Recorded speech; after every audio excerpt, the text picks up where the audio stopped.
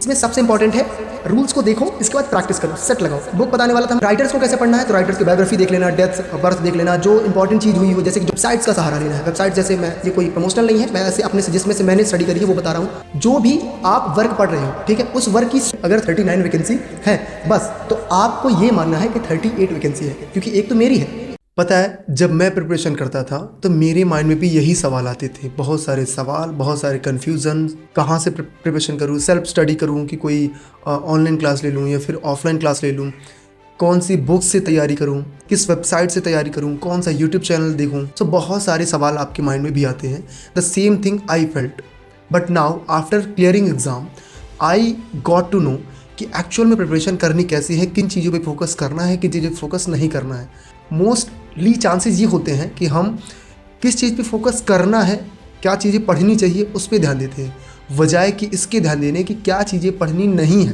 Because if we are focusing कि हमें क्या क्या पढ़ना है, so we will also include कि क्या क्या नहीं करना है, बल्कि उसे हमें क्या करना चाहिए, एलिमिनेट करना चाहिए। एक्चुअल में क्या नहीं करना है पहले वो उसे एलिमिनेट कर दें, तो हमें बचेगा केवल पॉजिटिव पॉइंट। तो चलिए फिर शुरू करते हैं, और वीडियो के एंड में मैं आपको एक बोनस टिप भी बताऊंगा कि एक्चुअल में जो आपको बहुत ज़्यादा हेल्प करने वाली हो, ठीक है, इस MP टेट ग्रेड 1 के एग्ज़ाम को क्लियर करनी है। सबसे पहले तो आप ये समझिए कि आप तैयारी कर किस लिए रहे हैं। टीचिंग की तैयारी कर रहे हैं, ठीक है, तो जो कुछ भी आप पढ़ेंगे तो वो इन फ्यूचर आपकी टीचिंग टाइम पीरियड पे जब आप पढ़ाओगे बच्चों को, ठीक है, तो वहाँ भी टाइम आने ही वाली है। तो इन्हें ऐसे तो बिल्कुल पढ़ना ही नहीं है कि बस हो गया काम निकल जाए हमारा, बस एग्ज़ाम निकल जाए हमारा तो इतने में काम हो जाए। तो ऐसे पढ़ने की कोई ज़रूरत भी नहीं है, और आपको ये हेल्प भी नहीं करेगा। आप जैसे भी पढ़ें उसे इस लेवल से पढ़ें कि उसे आप लॉन्ग टाइम तक रिटेन करके रख सकें। मतलब ऐसे समझना है जो इन फ्यूचर आपको पढ़ाते वक्त भी काम में आए। तो सबसे पहले हम देखते हैं सिलेबस पे। एक्चुअल में MP ग्रेड 1 का टेट वाला एग्ज़ाम का फर्स्ट जो प्री एग्ज़ाम है जिसे बोलते हैं, उसका सिलेबस क्या है। तो सिलेबस आप देखोगे तो पार्ट A और पार्ट B में डिवाइडेड है। पार्ट A है ग्रामर का, पार्ट B है लिटरेचर का। तो सबसे पहले अगर हम पार्ट A की देखें सिलेबस में, पार्ट A पार्ट B, तो इंग्लिश ग्रामर में आपको क्या देखने को मिलता है, जैसे कि आर्टिकल्स है, प्रपोजिशन है, कंजंक्शंस है, वर्ब्स है, मोडाल्स है, एडवर्ब्स, टेंस है, determination, transformation of the sentences, voice है, डायरेक्ट इनडायरेक्ट है, वोकैबुलरी है ना, रीडिंग कॉम्प्रिहेंशन है, ठीक है। अभी देखो इसमें क्या है, 3 पोर्शन है, ठीक है। पहला पोर्शन है ग्रामर रूल्स वाले, जिसे आपको ग्रामर्स के रूल्स को पढ़ना है और इसके बाद उस पर प्रैक्टिस करना है, ठीक है। क्या करना है, प्रैक्टिस करना है, जो कि मोस्ट इंपॉर्टेंट है। मैं तैयारी कर रहा था तो मैंने भी ऐसे ही फोकस किया था, लाइक पहले रूल्स देखा, फिर इसके बाद सेम टॉपिक पे बहुत सारे क्वेश्चंस लगाने हैं, ठीक है। इस पर मैं बुक भी बताऊंगा, रेफर करूंगा कि कौन सी बुक आप देख सकते हैं। ग्रामर के बाद हम आते हैं वोकैब पे। वोकैब जो कि बहुत ही महत्वपूर्ण हिस्सा है, क्योंकि यहाँ हमें आगे चल के स्टूडेंट्स को भी पढ़ाना है।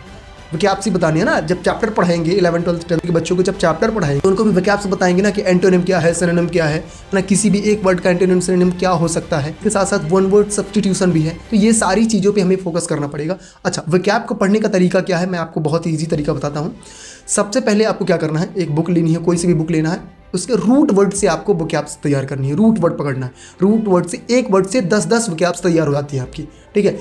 इनके एंटोनिम सिनोनिम करने के लिए क्या कर रहे हैं, एक दिन आप क्लास ले, पहले क्लास ले, ठीक है, जो भी एक दिन आप पढ़ रहे हो ना उसे वोकैब को, दूसरे दिन पढ़ाई स्टार्ट करने से पहले सुबह ही सबसे पहले आपको वोकैब को रिवीजन मारनी है, और फुल रिवीजन मारनी है। मतलब आपको उसी टाइम पे याद भी हो जाए, सब कुछ बता पाओ बिना देखे, ऐसे रिवीजन आपको वोकैब की करनी है। अदरवाइज अगर आप सोचो कि आज मैंने 10 वोकैब पढ़ ली, कल मैं 10 वोकैब पढ़ूंगा, ठीक है, तो जो आज वाली पढ़ी कल रिवीजन नहीं किया तो गई काम से, फिर वो वोकैब साफ हो जाती है, पल्ले नहीं पड़ेगी, कुछ भी नहीं याद आएगा। नेक्स्ट तीसरा पार्ट इस इंग्लिश ग्रामर में जो है रीडिंग कंप्रहेंशन। रीडिंग कंप्रहेंशन मतलब समझ रहे हो ना, पैसेज वगैरह एक्सेट्रा।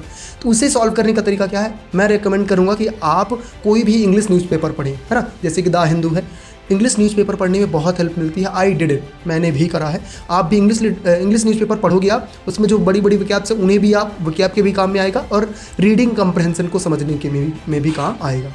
तो क्या चीज़ देखा आपने, इसमें सबसे इंपॉर्टेंट है रूल्स को देखो, इसके बाद प्रैक्टिस करो, सेट लगाओ। बुक बताने वाला था मैं, रेनन मार्टिन की एक बुक है, उसमें बहुत अच्छे रूल्स हैं, ठीक है, और बहुत ही सटीक एग्जांपल्स भी यूज़ किए गए हैं, तो वो आप देख सकते हो। दैट मीन्स अगर रूल्स इतना है तो प्रैक्टिस इतनी सारी होनी चाहिए, बहुत ज़्यादा, ठीक है। पार्ट 2 पे आते हैं जो है लिटरेचर पार्ट, जिसमें आपको मिलता है फिक्शन, मिल जाता है। फिक्शन में आपको जेन ऑस्टन की प्राइड एंड प्रेजुडिस मिल जाएगी, चार्ल्स डिकेंस की a tale of two cities, Indian writer में अनीता देसाई की बाय बाय ब्लैक बर्ड देख लेना आप। टेलीग्राम का लिंक और व्हाट्सएप चैनल का लिंक डिस्क्रिप्शन बॉक्स में डाला हुआ है, जहाँ की आप वहाँ से ज्वाइन कर सकते हो, ठीक है। तो अब हम आते हैं एक्चुअल में आपको स्टडी, लिटरेचर की स्टडी कैसे करनी। तो टिप नंबर 1, सबसे पहले क्या करना है, चंक रीडिंग करनी है। चंक रीडिंग मीन्स कोई भी एक राइटर पकड़ना है, टारगेट बेस्ड एक राइटर बनाओ, उसकी स्टडी करो, उसके बाद उसी राइटर पे उसी राइटर के वर्क पे एमसीक्यू लगाओ, ठीक है। ऐसे रैंडम कोई भी राइटर उठा कर अगर करोगे तो तुम अलसिया जाओगे, लेजी, राइट। तो सबसे पहले एक राइटर पकड़ना, उस पर एमसीक्यू लगाओ। अब एमसीक्यू कहाँ से लगा सकते हो, कोई भी बुक ले सकते हो, जैसे अरिहंत की बुक ले सकते हो तुम, ठीक है, लिटरेचर वाली। इसके साथ साथ आप कोई भी जितने सारी यूट्यूब वीडियोस हैं, मैं भी इसमें स्टार्ट कर रहा हूँ, और बहुत सारी शॉर्ट वीडियो मैंने डाली भी हैं। जितनी भी बेसिक इन्फॉर्मेशन है, बहुत सारी वीडियोस मैंने ऑलरेडी डाली है, लॉन्ग वीडियोस भी मैं तैयारी तो करवा ही रहा हूँ, ठीक है। दूसरी चीज़ आपको क्या करना है, वेबसाइट्स का सहारा लेना है। वेबसाइट जैसे मैं, ये कोई प्रमोशनल नहीं है, मैं ऐसे अपने से जिसमें से मैंने स्टडी करी है वो बता रहा हूँ।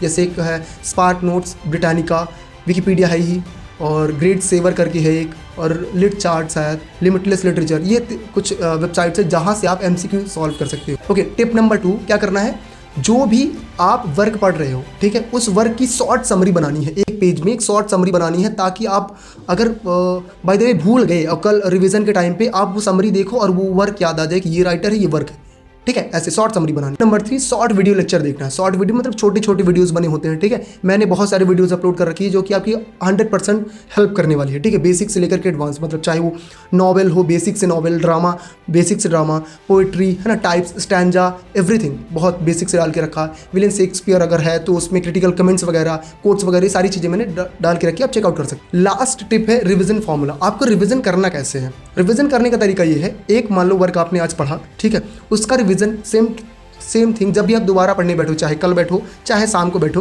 ठीक है, उसका रिवीजन करके फिर दूसरा टॉपिक पढ़ना है, ठीक है। ऐसे करके आपको डेली रिवीजन और टॉपिक स्टार्ट करना।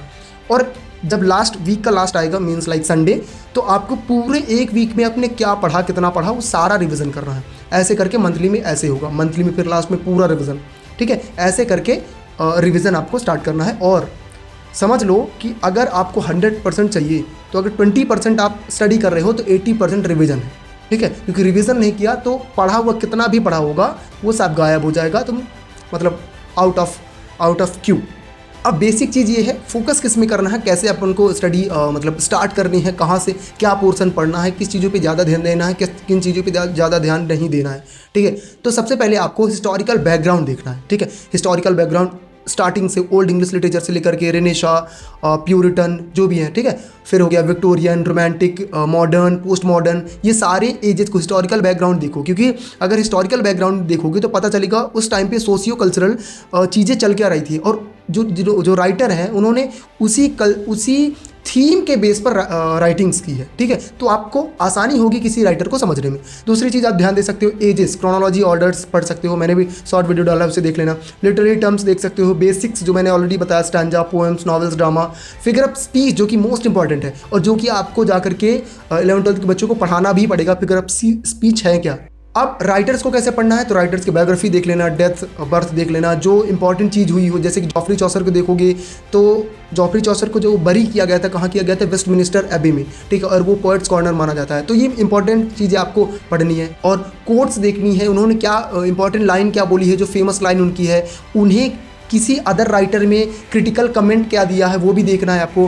फाउंडिंग फादर्स देखना है, मैंने वीडियो ऑलरेडी डाल रखी है, पूरे सारे फाउंडिंग फादर्स क्या, कि father of English literature, father of literary मतलब criticism, father of etcetera etcetera, ठीक है। तो पूरी इंग्लिश लिटरेचर की जितने भी फाउंडिंग फादर्स हैं मैंने भी डाल रखी है, और उसे पढ़ना भी है आपको, ठीक है। अब बारी है बोनस टिप की, जिसका आप बेसब्री से इंतजार कर रहे थे। बोनस टिप ये है कि आप एक्चुअल में तैयारी किसकी कर रहे हो, एमपीटेट ग्रेड 1 की। किस लिए कर रहे हो, क्योंकि गवर्नमेंट जॉब चाहिए। आपका फोकस किस में रहता है, कट ऑफ क्या होगा, कितनी वैकेंसी आई है ना, कब से एग्ज़ाम है ना, इन सारी चीज़ों पे आप व्यस्त रहते हो, जिसकी वजह से आधी एनर्जी तो यहीं वेस्ट हो जाती है। सिंपल सा फंडा ये होना चाहिए, जो कि मैंने भी अप्लाई करा। सिंपल सा फंडा ये है कि अगर 39 वैकेंसी हैं, ठीक है, अगर 39 वैकेंसी हैं बस, तो आपको ये मानना है कि 38 वैकेंसी है, क्योंकि एक तो मेरी है, मतलब एक तो आपकी है, क्लियर। पहले से अगर मान लिया कि एक सीट तो मेरी है, 39 वैकेंसी भले है, लेकिन एक सीट मेरी है तो 38 बची ना। जो आप जब आप ये समझ लेते हो कि एक मुझे मिलनी ही मिलनी है, तो आप पूरे तन मन धन से आप तैयारी में लग जाते हो और पूरे जोरों शोर से आप लग जाते हो। ठीक है, तो ये कभी इस चीज़ों पे मत टाइम वेस्ट करो कि कट ऑफ क्या होगा, वैकेंसी कितनी है, एटसेट्रा एटसेट्रा। आपको ध्यान देना है केवल अपनी प्रिपरेशन पे। सो आई होप ये वीडियो आपके लिए हेल्पफुल रहा हो, और इसी तरीके की इंग्लिश लिटरेचर से रिलेटेड वीडियो और गवर्नमेंट जॉब से रिलेटेड वीडियोज़ आपको चाहिए तो चैनल को सब्सक्राइब करो, लाइक करो, और जो मन पड़े कमेंट करो, क्वेश्चन कर सकते हो आप, जो भी आपके सवाल हो, डाउट्स हो,